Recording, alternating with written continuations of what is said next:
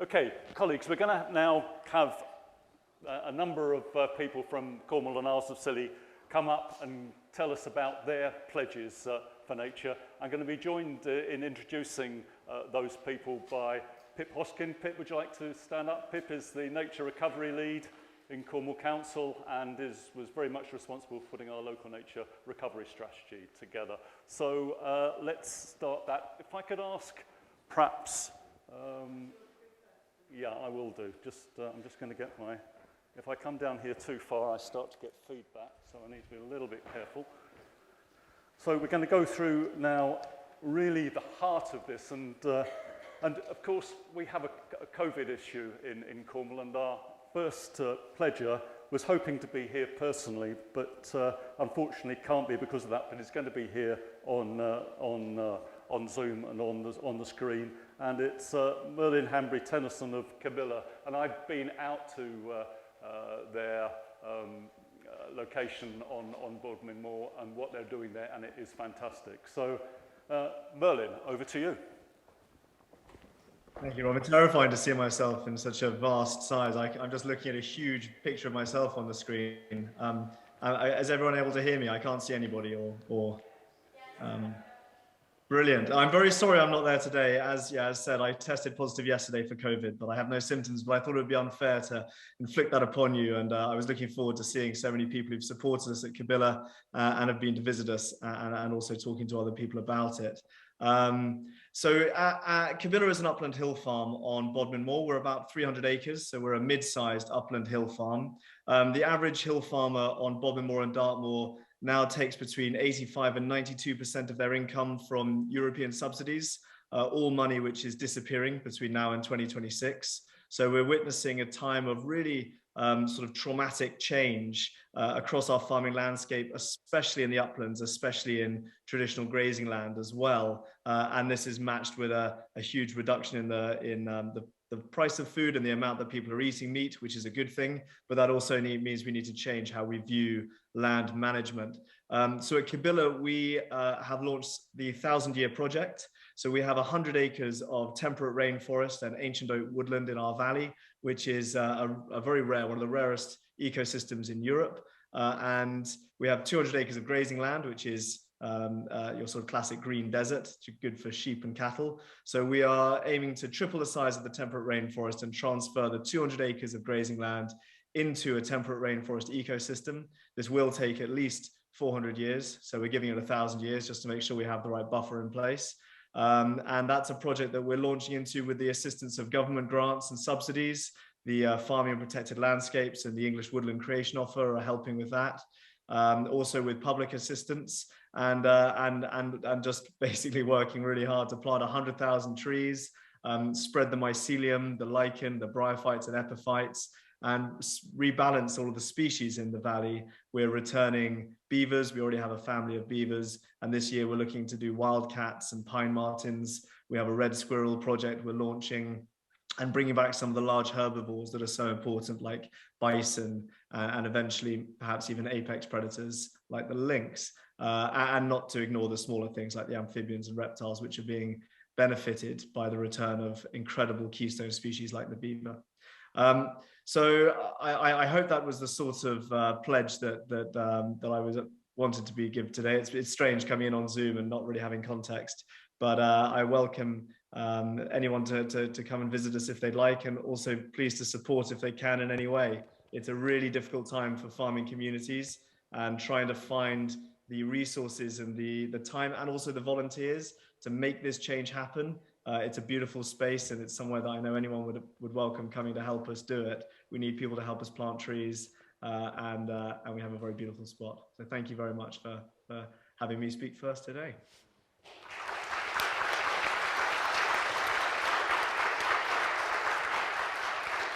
Well, who's going to beat that? Sorry, that's quite a difficult one, sorry. So next up, I'm Philippa Hoskin, Nature Recovery Lead from Cornwall Council, and Berrien down here, who's been doing lots of the work to help, is going to be ringing a bell every now and then to keep things on time. So next up, we've got Steve Jeremy from Celtic Sea Power. First slide, please. The first one. I'll be quick. I'm possibly the only other person in this room who's actually been to South Georgia, like Megan. I was captain of HMS Harrow. It's a fascinating place. Not least of all is Stromness Bay. If you go into Stromness Bay, you see the rotting remains of the whaling industry. It's an industry that actually said at the time that with a little bit more government investment, it will be able to increase its output. It was a foolish thing to do, but in ways, fracking is exactly the same thing. Energy transition and climate change are not the same thing. Really want you to get that into your mind. They're very different things. The policies to do something about them are similar, but they're not the same thing. So let's talk about leading the green industrial revolution. It's actually the second green industrial revolution. The first one happened over the last millennia in Cornwall and Devon in about the 1850s. There were 35 tide mills operating. I like to think Nelson was an offshore wind specialist. I could go on, but you see what I mean. Next slide, please. Here's the challenge. 80% of the world's energy, primary energy, comes from fossil fuels, and we are addicted to the stuff still. Next slide, please. How far have we got to in Cornwall? We're about 10% of the way there. So in terms of doing our electricity network, we're about 40% of the way there, but in terms of the primary energy sources, it's taken us 30 years to get 10% of the way there. The first offshore wind farm, the first onshore wind farm in Britain was in Delabole in 1992. So that's the scale of the challenge. We still have another 90% of the way to go. Next slide, please. Here's part of the answer. This is what I do. This is my day job, floating offshore wind. The only things I want to say about these things is that device, which we're hoping to see out in WaveHub, what was originally a wave energy product, is about the same scale and size as the whole of the Carcross wind farm. Gives you a sense of it. These devices are massive, a 15,000-ton vessel with a structure which is bigger than the Eiffel Tower sat on top of it. Gives you a sense of the scale and speed. So we can go quickly offshore, and not only that, I think we can do it in a way which is actually ecologically neutral and very even possibly ecologically positive. Next slide, please. What are we doing? Richard will be pleased to hear that we're on the case. In fact, we're ahead of the case in terms of what we do offshore. Those are the zones that we're looking at to actually deploy this stuff. It's big stuff, as you've seen.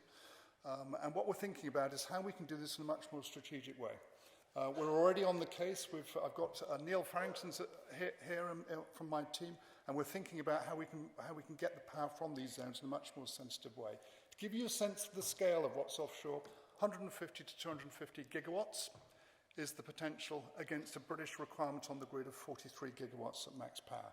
There are huge amounts of power out there, but do not underestimate the challenge. To get 4 gigawatts in the water by the early 2030s, we'll need to be getting one of those devices in the water every 1.5 weeks for 6 years. Next slide, please. This is some of the work we're doing. We're looking to integrate the whole thing so that we do it much more cleverly offshore, rather than just do single leases. And we think we can do it in a way which is actually economically cheaper, but also in a way which is ecologically more positive. Next slide, please, and final slide. So what's my message? My message is that climate change and energy transition are not the same thing. And do not be surprised if things get worse as a result of Ukraine rather than better. It would not surprise me at all if energy prices went up by a factor of 5. So imagine in the pumps that you're paying £6 a litre as opposed to the current amount. That's exactly what happened in 1973 during the oil shock. We can go faster offshore though, and we're keen to go faster. And furthermore, we're actually ahead of the game. And last but by no means least, my pledge is to do what we do offshore in an ecologically neutral way, but ideally in an ecologically positive way. Thank you.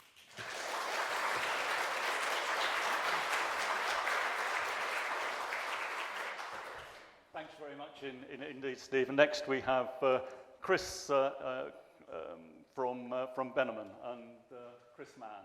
And Chris, welcome. I was privileged to come up and see you and see what you're doing and remind everybody that you were the Cornwall Sustainable Awards overall winner, I think 2 years ago. 2 years ago, thank you. Chris. Thank you. So what do? We make replacements for fossil fuels from waste. That's what our goal is. And the biggest hitter to start with is the dairy industry. It's huge emitter of methane.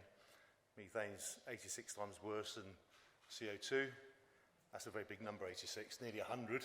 So when you divide problems by 100, they become manageable. The next biggest hitter is the water industry. Each of you produce about 2 kilos of methane a month. When you put 60 million people into the equation, that's a lot of methane. In fact, it's actually the exact amount of methane that's required to cover those days when there's no wind and it's dark. So we can solve the intermittency problem of the UK just by recovering the methane from dairy and waste from humans. And then you've got landfill, which is waste from food and all the things that we buy. In order to make people aware of what's going on in the world, we set up an organisation called IFEA. It stands for the International Fugitive Emissions Abatement Association. And it's a cross-sector organisation, so we've had our steering committee meeting 2 weeks ago. We had the water industry from South West Water. We had the agricultural industry from New Holland, CNHI, and ourselves. And we also had the oil and gas industry, the IMECs, which supports most of the industries. And we all sat down and wrote down a picture of a house, and we drew everything that goes in, and we drew everything that goes out, and we looked for all the fugitive emissions, all of the waste. And right at the end of every strand going from a pork sausage, you end up with the fossil fuel industry. If it's fertiliser, it's the fossil fuel industry. If it's plastic, it's the fossil fuel industry. We have to release ourselves from the shackles of oil and gas and coal. That has to be the biggest pledge that we can make. The first industry we have to support, because the one problem you've really got that we all don't like to understand, is that we rely, all 6 billion of us, on heavy plant to grow our food. If we don't have a replacement for diesel and diesel tractors, the one problem that we all can't live without, i.e. food, cannot be solved. You can't solve it with electric, and you can't solve it with hydrogen. So this is why we've set out on that task. Hit the big problems first, food and waste. So that's what Benjamin does. So our pledge has to be, and thank you, Richard, if you're still here, I'm going to have to write that into our pledges, into our ethos as a company. You know, we have to pledge that everything we do will support Nature Recovery 2030 because it's legally binding. You have to have something to hold people to account. So that was the best thing that I've had out today, is I've actually got a stick that I can use from now on when I talk to policymakers. So on top of that, the first thing we have to do is give farmers a chance to make some money again and stop bringing fuel onto their farms and all the fertilisers. So that's where we're focusing all of our attention, because farms can't be green if they're in the red. Okay? It's as simple as that. So we have to find a profitable way to be green, and that will be our pledge, is to make all farmers release them from fossil fuels by the end of the decade. Thank you.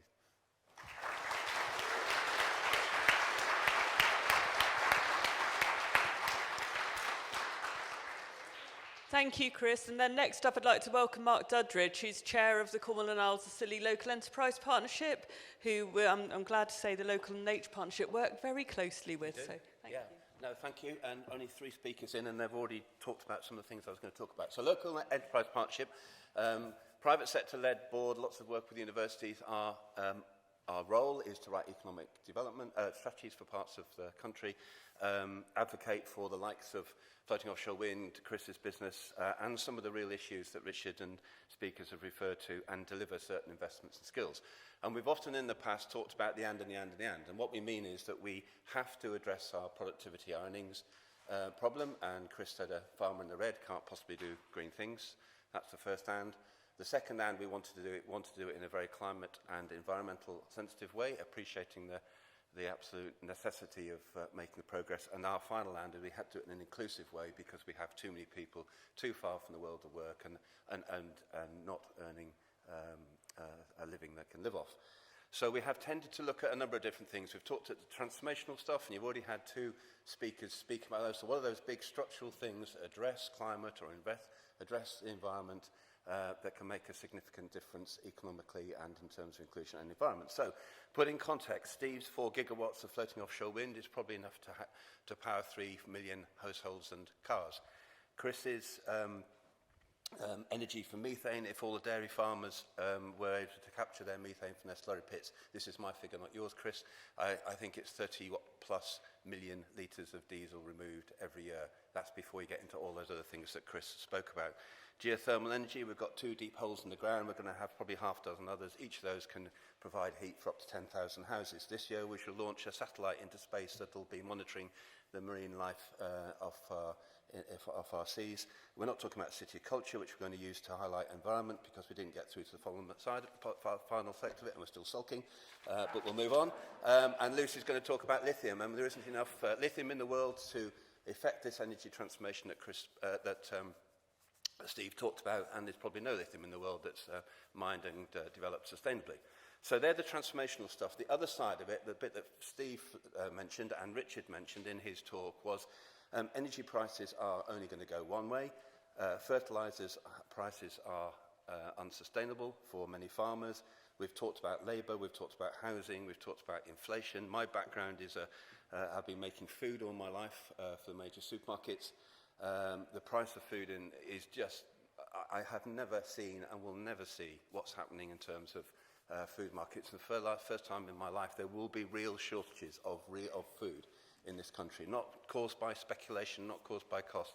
So there's some very, very real pressures on our core businesses. And our core businesses, core sectors, visitor economy, food, drink, agriculture, fishing, one of our missions has been to help them evolve sustainably from a financial, environment, climate point of view. So Richard mentioned it, Chris mentioned it to it. We need to make sure that as we as a LEP become part of a devolved, politically led organisation, that the private sector voice is heard within that. So we have two pledges. One is to make sure that we carry on unlocking those transformational industries, two of which you've heard of today and you'll hear more. The other part of it is we provide the real hands-on, honest support for those core industries to help them make the right decisions, because there's a real risk, as Chris alluded to, that things will intensify and things get damaged, not because people want to, because they have to survive. And that's the message we need to make sure as we become a politically led organisation at some point in the future, and let's become a part of the devolved administrations, that politicians absolutely understand that there's a risk we could go backwards on this agenda before we go forwards, and we can't afford that. Thank you.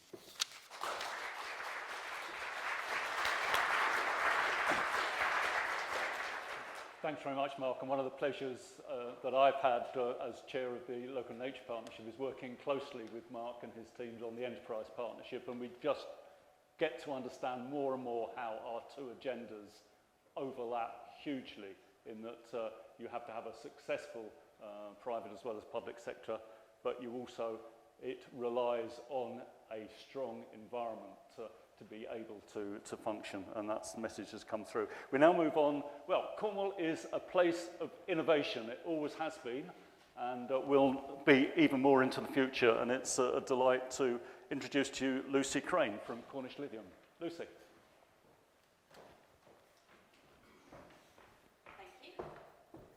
Hi, everybody. And wow, what a tough load of acts to follow. And I've learned a huge amount already this morning. So my name's Lucy, and I work for a company called Cornish Lithium, and we are exploring for lithium in Cornwall. So you might think, what is a mining company doing at a conference like this? And I wanted to start off with the phrase that if something hasn't been grown, then it's been mined. Everything we use in our daily lives has either been grown or we've extracted it from the ground.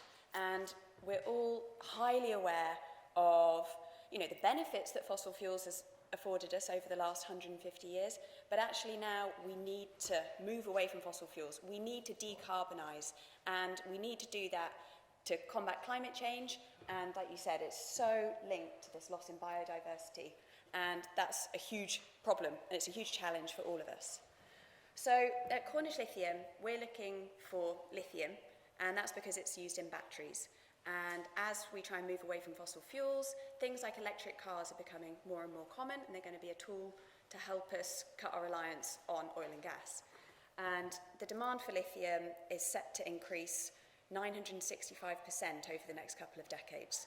And that's because of its use in batteries. And at the moment, most of the world's lithium either comes from salar-type deposits, which are found in really arid environments in South America, for example, and these are really quite fragile ecosystems.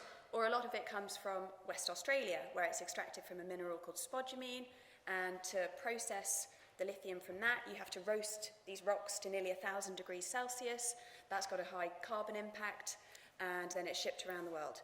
And I suppose what I'd like to get across today is, As society, we've all got a huge job to do in reducing our demand for all of these raw materials that we use in our daily lives. But we need these raw materials to allow us to, if we didn't have mining or mineral extraction, we wouldn't have even had the Stone Age. So we need to be responsible stewards of all of these raw materials. And what we're trying to do here in Cornwall is actually look to extract lithium in a low carbon and responsible manner. So we're looking for lithium that's contained within geothermal waters, where as we extract these, so the idea is you drill boreholes down to 1 or 2 kilometres depth, pump these naturally circulating fluids up to the surface, and then there's actually been a whole suite of new technologies developed over the last few years that allow you to selectively remove just those lithium ions from the water. And then geothermal heat is a significant byproduct, so that can be used to help decarbonise industries such as agriculture, for example. So that's one of our main focuses. And then we're also looking at the potential to extract lithium from the granite rock itself that underlies Cornwall. Absolutely, it would be madness to try and open a new mine, but if we can go to the China Clay District, and if we can repurpose an old China Clay mine to extract the lithium from that using new technology that doesn't require you to roast those rocks to high temperatures, then perhaps there's a real advantage if we're going to be using these raw materials in our daily lives.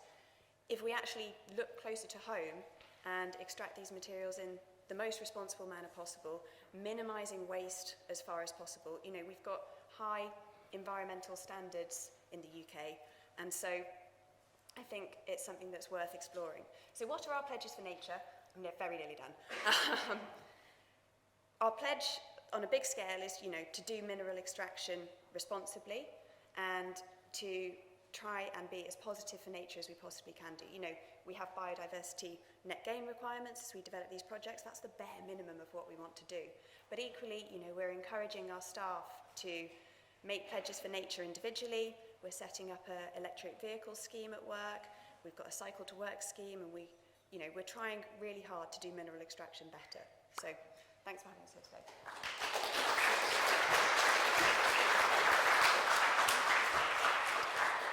Thank you, Lucy. And, I think it's really good to hear from some of the industries that were, in the past considered dirty. My dad worked for the China Clay Company, and I don't think 40 years ago they were speaking in the same way, and let's hope we can all see that go through into action by everybody.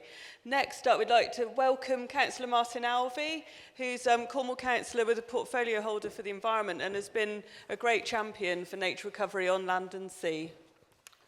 Thank you very much, and can I have the next slide, please?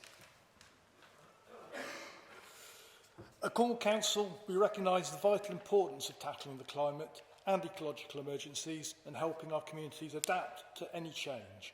Each of these has a dedicated team behind it. We declared an ecological emergency last year, supported by all councillors in a unanimous vote. It was separate from our earlier declaration of a climate emergency, not just tacked on as an afterthought. Although we recognise that they're related, ecology is important in its own right. To be clear, if we fully decarbonise, we know that we still risk ecosystem collapse due to how nature is being degraded and destroyed. And we declared the ecological emergency through choice. Nobody actually forced us to do it. We did it in response to the unequivocal and worrying evidence of decline as outlined in the Cornwall State of Nature report. The next slide, please. So, we wholeheartedly support the LNP's ambition that at least 30% of our land and seas are well managed for nature by 2030. And we pledge to do that in ways which are shown here in the slide.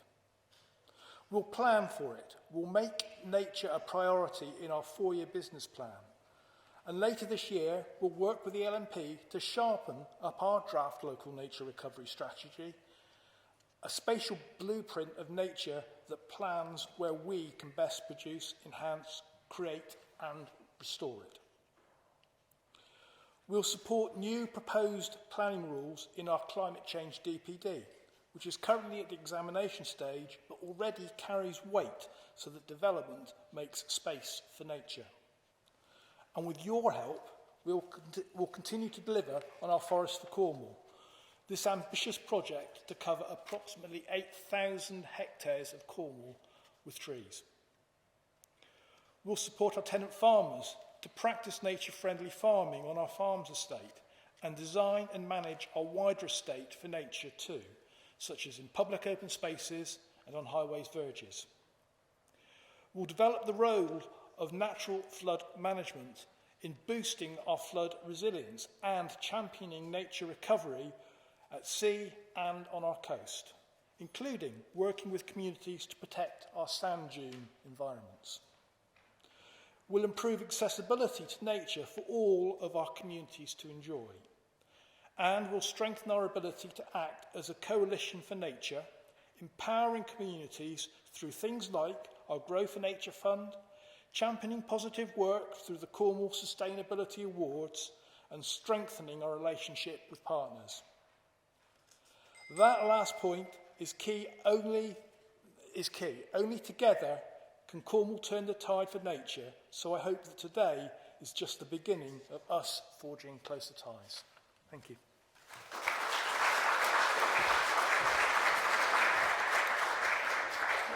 Martin, thanks very much, and thanks also for your work as a member of the LMP board. And you mentioned that Cornwall Council declared an ecological emergency.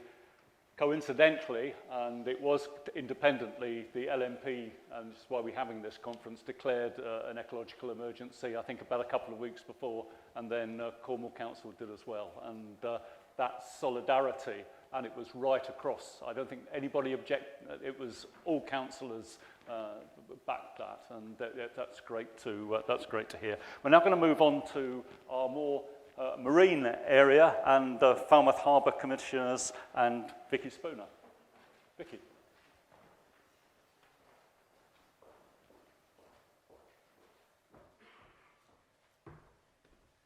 Hi everybody, it's great to be here and hear about all the amazing projects, so I'm learning a lot like everybody else. So yeah, I'm Vicky Spooner, I'm here from Falmouth Harbour.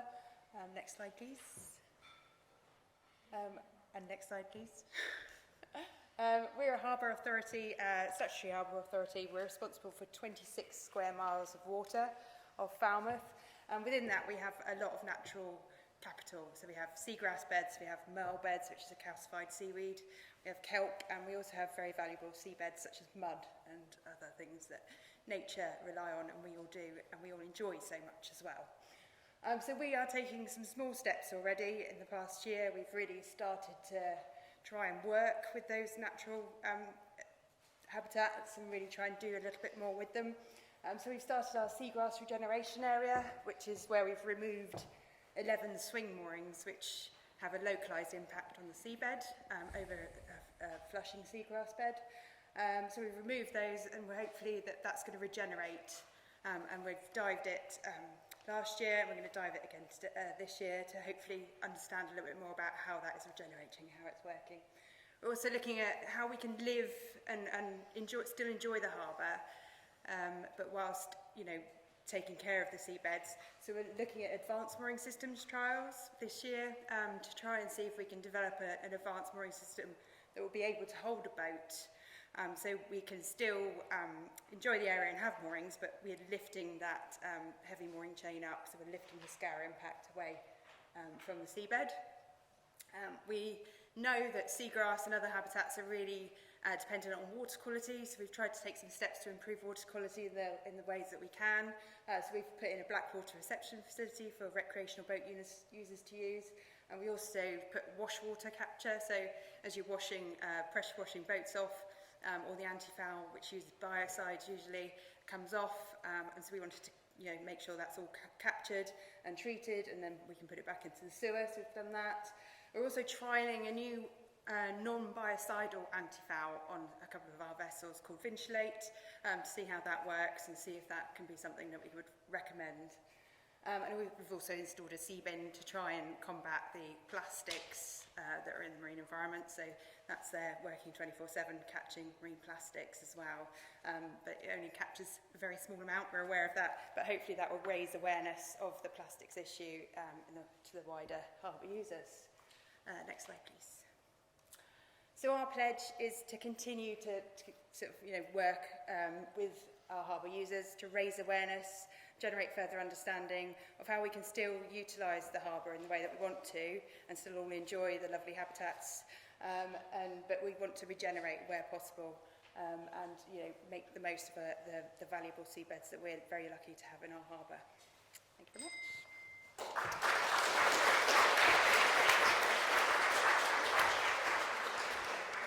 Thank you, Vicky. And yeah, we've been doing some, it's been fantastic to be able to do some really progressive work with Falmouth Harbour Commissioners and University of Exeter to understand the blue carbon value of some of those, the seagrass and merle and such like in the Falmouth estuaries, because some of the solutions for the climate emergency are also solutions for the ecological emergency. So yeah, it's great to hear from you, Vicky. So next up, I'd like to welcome Claire Parnell, who's the rural lead for the, on the local enterprise partnership, but also a farmer up on the north coast, I think it is, in a very special right part of Cornwall. Right on the coast by Polzeth. So that's what I want to speak about today, really.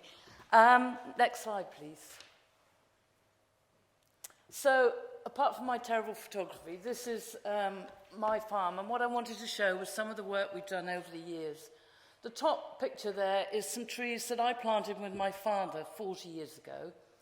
Down here on the right is a sort of hedgerow that we planted 3 or 4 years ago, I think. And on the left are the 135 native trees that I planted personally last month. This is something that's ongoing. It's something that means a lot to us. But the next slide, please, is really what I'm most proud of. On the left here is our cows, our dairy cows, grazing herbal lays that we've used for many years, actually. We've recently moved to dairy cows, but we used to use them to sheep. So that's a sort of chicory, yarrow, and a range of different crops there. I need to look them up. But, that is a real sort of mix of varieties that gives us a lot of advantages, really. Because, first of all, we can use less artificial fertiliser, because that has got clovers, legumes in it that are fixing nitrogen. It also, a lot of those varieties are much longer rooted, so it's more drought resistant. For us, it gives us a good grazing system. So, this is the same plant here on the right-hand side. The one in the middle is a bumblebird mix that we've recently planted under our countryside stewardship scheme. This is our second countryside stewardship scheme. We joined when the scheme started, 20, 30 years ago. But this is a new scheme. This one here, this middle one, it just provides important food resources for farmland birds and a range of nectar-feeding insects, including butterflies and bumblebees. And it'll be really interesting to see how much difference that makes to the bird numbers on our farm and insects and so forth. We're lucky that we've just joined a scheme with the Farming and Wildlife Advisory Group, FWAG, where they're pulling together a small pilot project where they're putting some volunteer bird watchers together with farmers and doing sort of bird surveys on those farms. The volunteers are delighted because they get access to the farm, they get to areas they wouldn't normally get to. And we're delighted because we begin to see how much difference what we're doing makes. And that's starting this year, and it'll mean for the next, I think, 3 years, we'll be having surveys done over the farm 3 times a year. So we have 300 cows. These cows are quite traditional British and Frisians and Irish Frisians. They're not your big, intensively produced product. Well, they're producing 6,000 to 7,000 litres, and they're getting most of their nutrients off grass. And they're grazing for a minimum of 8 months a year, so we're very proud of that. We're also doing more. We've invested in more slurry equipment, and we're working with Benneman as well, to reduce the amount of artificial fertilisers we have to use and making more use of the nutrients we've got. So my pledge, next slide please, for nature is that I will continue to work on my farm to provide space for nature. But this is the most important thing. I'll do that at the same time as continuing to produce 2.2 million litres of milk a year for a local cheese producer, and helping in a very small way to keep that supply chain going, that food supply chain going, and local jobs. And whatever we do today and whatever we decide, we must not offshore our food production. We must produce it here, and we must have that local connection with food and use our comparative advantages that we have here to produce it. So that's my pledge, and my plea is farmers are part of the solution. Don't demonise farmers, work with them, and you will get exactly what we want.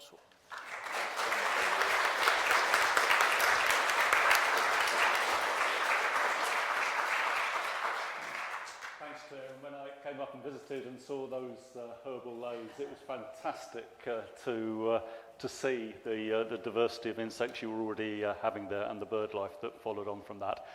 And of course, the Local Nature Partnership also covers that most important area, the Isles of Scilly. And we never forget them, and they're genuinely a key part of the work of the Local Nature Partnership, and probably outrepresented, which is excellent. And we now have someone who's, Tanya Seika, who's also participated in the board. So Tanya, over to you. And thanks for coming over and risking the Salonian on what was obviously a relatively calm journey by the sounds of it. It was a lovely crossing last night. Good morning, everybody, and thank you very much for inviting us. We're delighted to be here. I'm Tanya Saker, I'm Head of Environment at the Council of the Isles of Scilly, and I'm also delighted to report that we unanimously adopted our Climate Change Action Plan last week at full council. That's really important for us. It is really important for us, mostly because there are 10 key objectives in there that commit us to making big changes to both mitigate, adapt, and respond to the ecological emergency and climate change until 2030. So, next slide, please. So I'm just going to take you through objective number 5, which is the important one for us here today. There's lots of them, but this one's important for today. So objective number 5, we will work with our colleagues and partners to protect and enhance our natural environment, safeguarding our marine life and coastline landscapes to support nature recovery. That's our overarching objective. We also, underneath that, have 7 actions. And underneath those actions, we have so many other projects that we're working on, and we couldn't do it without Cornwall's help and the Local Nature Partnership's help and a lot of stakeholders in the room. So number 1, we are very much looking forward to producing our local nature recovery strategy with Cornwall to protect and enhance our natural environment on Scilly, strengthening our links and building those relationships further. Number 2, we're going to prepare a biodiversity policy which commits us, the Council, to managing our public realm and open spaces in a way which supports and promotes nature recovery across the islands.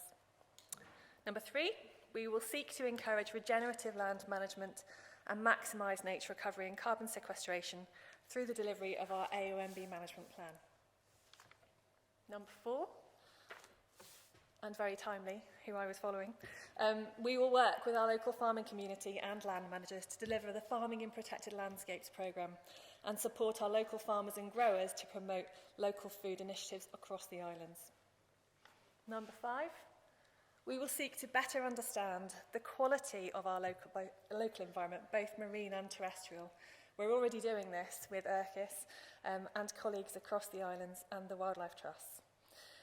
This will inform the preparation of our own State of Nature report and help us to better understand and monitor our progress moving forwards. Number 6, as we've already heard from Cornwall, we will be seeking to ensure planning application consider what biodiversity improvements we can achieve through biodiversity net gain and nature recovery. And finally, we will seek alternatives to the use of pesticides across the council estate. Well done.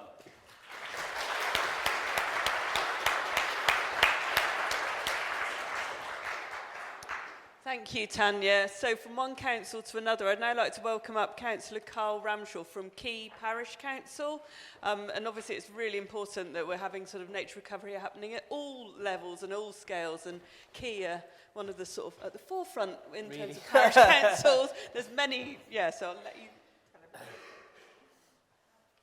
Yes, so next slide, please. I think I covered that one. So yes, I'm Carl Ramshaw, fairly new to Cornwall, and was introduced to Key Parish Council as part of my development of a historic property and a neighbour councillor, Alvy. So next slide, please.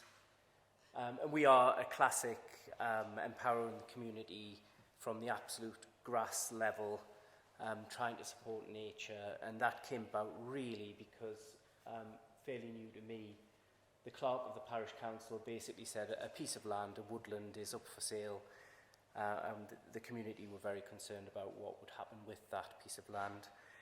So within a month, between August and September, we managed to raise over £25,000 to secure the woodland, which we did for a lot less than that, and that left us with a budget to not only improve it, but really get the message across about how much more at a grassroots level we can do. So I seem to be walked into the lead of setting up an engagement and environmental group, which I'm currently the chair of. And I'm trying to onboard and learn so much from days like today and from the local community, the wealth of knowledge within the local community that we can really engage. And the main message that's come out of that is to think global, act local. We can make a difference every day at home in what we do. And so that community group is slowly working towards that. And one of the things that I was fairly horrified about Key Parish Council, unfortunately, doesn't have a neighbourhood development plan, which is something that is so important to direct people about what we should be doing in the built environment, as well as the natural environment.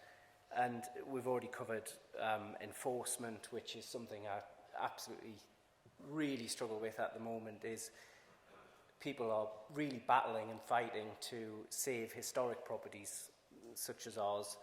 And on the doorstep, you have to watch developers amidst a housing crisis, absolutely destroying landscapes and just not doing enough.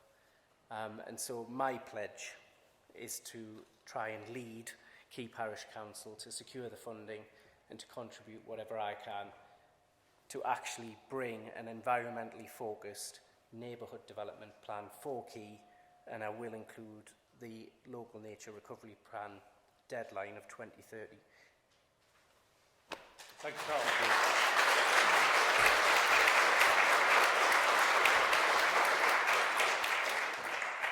Now we've had a number of pledges from schools. I'm delighted to say this is around everybody in Cornwall and Scilly, whatever age and wherever.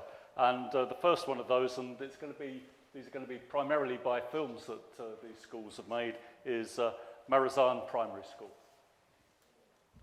Hello, we're Angela, and we're from Marazan School.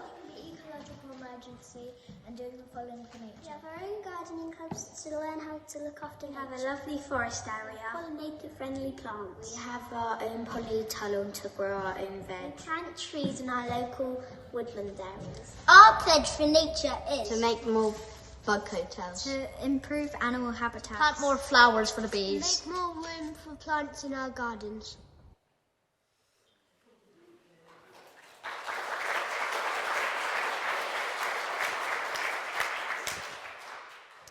You've got to love them, haven't you?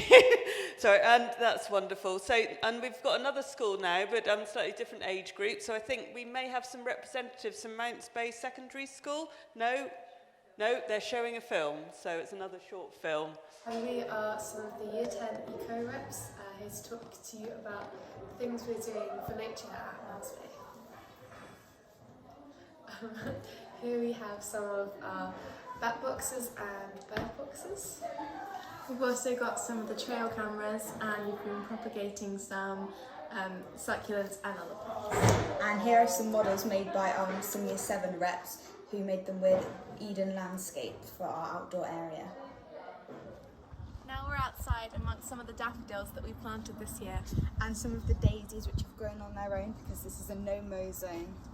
Sometimes not mowing can look messy, so we put around signs to explain to people what we're doing here. Hello, welcome to our staff bike shed. Lots of the staff from Mount Spey are cycling to school, and that's really inspiring for the students, promoting an active lifestyle and getting to school sustainably. We also have Dr. Bike in for 2 days to help show people how to maintain their bike and further promote this. Our school has invested heavily in a shelter outdoors. This means we can eat outside and do some lessons outside. In our last project week, Year 8 made us this path leading us to our wildlife area. We built this bug hotel. We create places for hedgehogs to hide. And we're repurposing rubber tyres to plant flowers. This is our outdoor garden, which is unfortunately currently out of bounds due to the scaffolding, but you can see we've still got the rhubarb and the black currants doing really well. We put in loads of fruit trees last year and now they're starting to bud.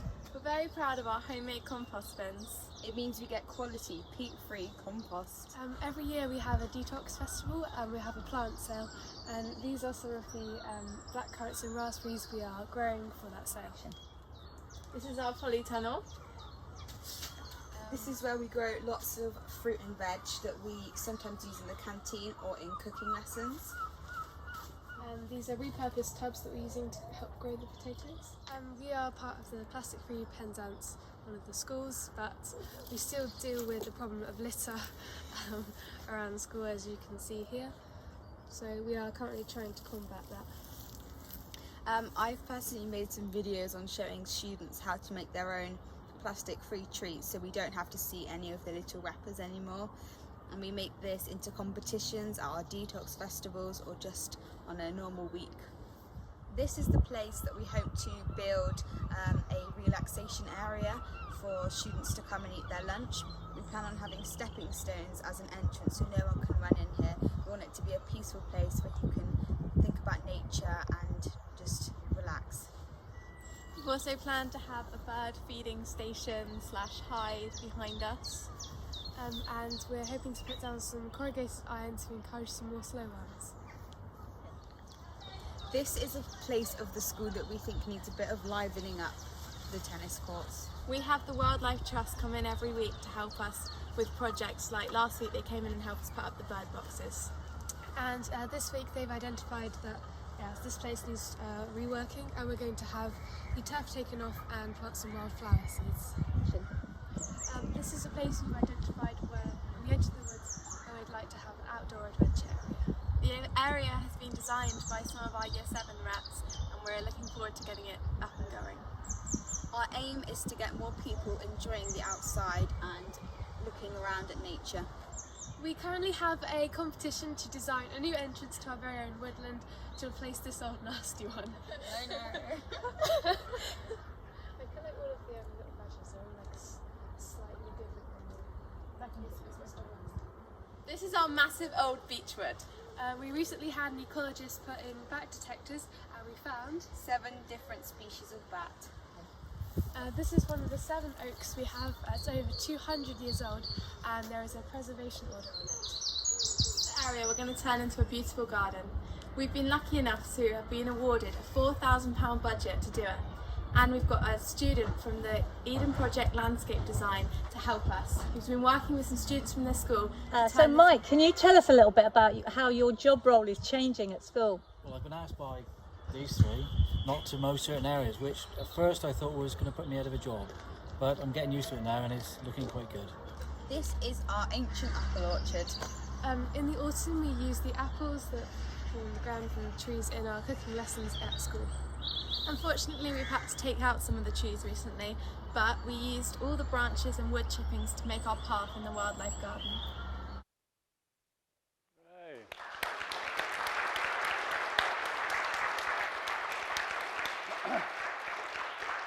Well, Mount Spey Secondary School and Marizine Primary School, thank you very much indeed for wrapping up that section of this morning.